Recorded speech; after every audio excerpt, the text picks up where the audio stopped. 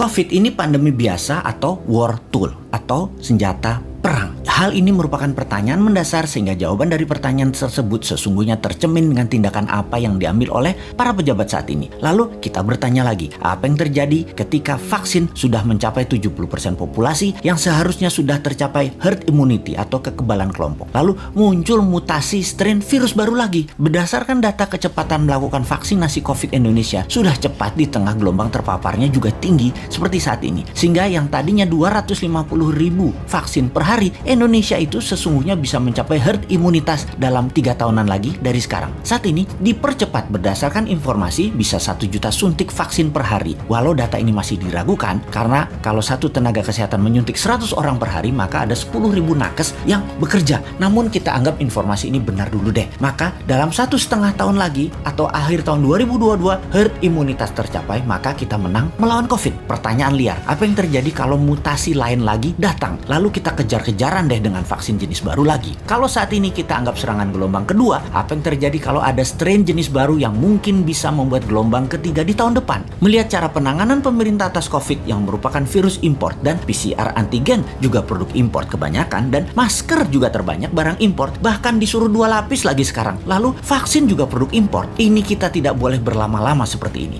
Apa nggak kita balik aja sebaiknya? Inilah masa di mana produk lokal, misalnya masker, harusnya merupakan 90% masker yang beredar di Indonesia saat ini adalah buatan lokal. Antigen tes lokalnya harus 100%. Vaksin lokal harus 50%. Atau obat peningkat imunitas yang lokal harus digenjot. Agar kalau virus mutan lagi, kita nggak terus bergantung impor yang akan membuat ekonomi negara digerogoti uang keluar atau flight capital. Sudah cara bernegaranya membatasi uang beredar menjadi tipis di tanah air, uang tadi ditarik keluar dengan berbagai kebutuhan impor dan tunai di tanah air harus hidup dengan pinjaman dolar asing dan yuan. Rupiah kok jadi nggak berdaulat ya? Pastinya karena kebijakannya terlalu impor. Walau bisa terlihat benar karena semuanya dalam keadaan darurat, tapi kalau bernegaranya daruratnya berkepanjangan seperti ini, sebenarnya bisa nggak masuk kategori salah kelola atau mismanagement bernegaranya. Lebaran tahun 2020 nih ya, kita nggak boleh mudik, pulang kampung, mudik apalah itu. Lalu tahun 2021 berlaku lagi, nggak boleh mudik lagi. Oke lah, kita manut, 2 kali ya kita manut. Walau ada beberapa orang nggak tahan melakukan pulang kampung yang katanya mereka lah penyebab meledaknya gelombang kedua paparan COVID sekarang. Oke lah, argumen ini diterima. Tetapi kalau tahun depan 2022 masih lagi, ini namanya nggak bisa kelola. Setuju nggak kalau hal ini kita sematkan? Nggak bisa kelola negara karena 3 kali berturut-turut kita nggak pulang kampung. Kembali ke pertanyaan awal. Kita bisa simpulkan dari pertanyaan pertama oleh pemerintah saat ini, COVID adalah pandemi biasa, bukan war tool atau senjata perang biologi. Menjawab pertanyaan kedua, kalau ada strain baru,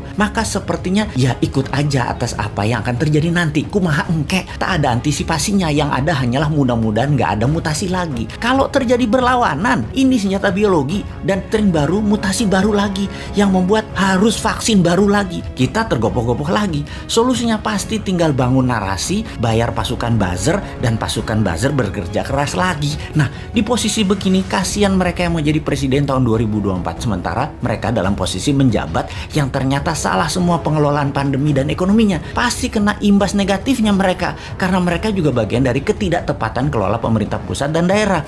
Karena yang digadang-gadang tahun 2024 kebanyakan pejabat incumbent. Di sini enaknya jadi yang bukan pejabat tetapi selalu memberikan solusi. Bahkan bukan hanya solusi, tapi saran yang dikerjakan walau dengan skala tanpa fasilitas. Bisa jadi kuda hitam nggak di tahun 2024 kira-kira dia itu? Tapi mudah-mudahan prediksi ini salah. Ekonomi membaik, COVID teratasi tahun ini. Amin. Cuman takut aja prediksi ini benar. Masa tinggal bosman tahun 2024? Ya nggak mungkin toh. Harusnya bisa 3 kali menjabat. Dukung!